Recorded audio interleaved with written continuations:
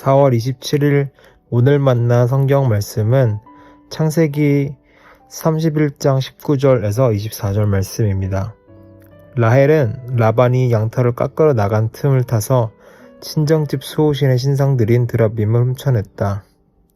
그뿐만 아니라 야곱은 도망칠 낌새를 조금도 보이지 않은 채 아람 사람 라반을 속이고 있다가 모든 재산을 거두어 가지고 도망하였다.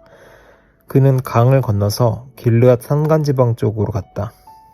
라반은 야곱이 도망한 지 사흘 만에야 그 소식을 전해 들었다. 라반은 친족을 이끌고 이랫길을 쫓아가서 길르앗 산간지방에서 야곱이 있는 곳에 이르렀다. 그날 밤에 아람 사람 라반이 꿈을 꾸는데 하나님이 나타나셔서 좋은 말이든지 나쁜 말이든지 야곱에게 아무 말도 하지 않도록 조심하라 하고 그에게 말씀하셨다. 아멘.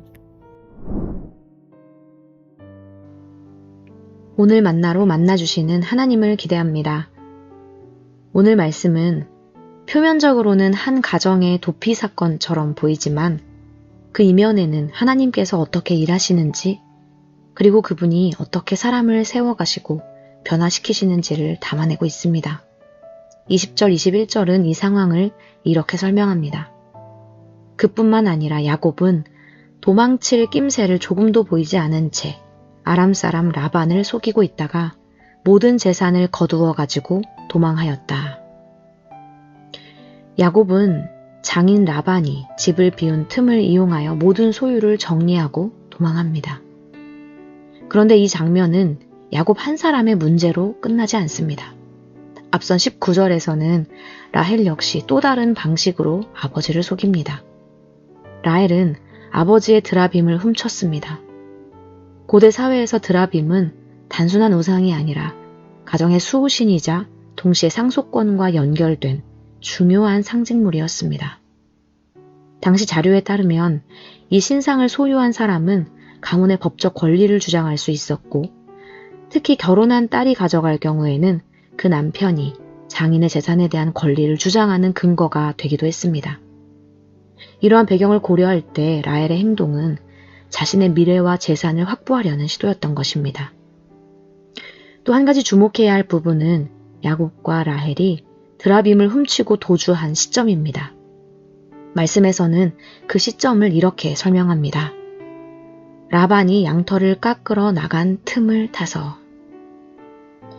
양털을 깎는 시기란 봄에서 초여름 사이였는데 겨울 동안 자란 양털이 충분히 길어지고 날씨가 따뜻해져서 깎아내도 생존에 문제가 없던 시기였습니다.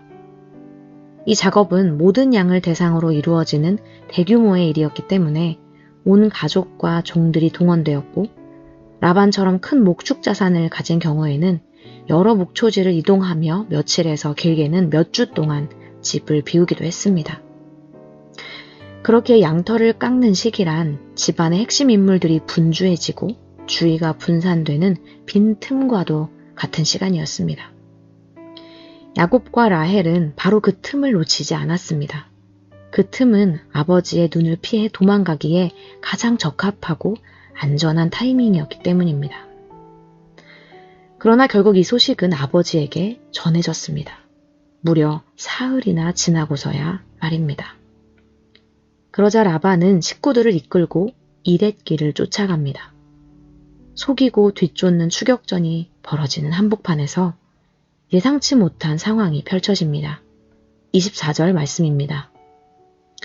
그날 밤에 아람 사람 라반이 꿈을 꾸는데 하나님이 나타나셔서 좋은 말이든지 나쁜 말이든지 야곱에게 아무 말도 하지 않도록 조심하라 하고 그에게 말씀하셨다.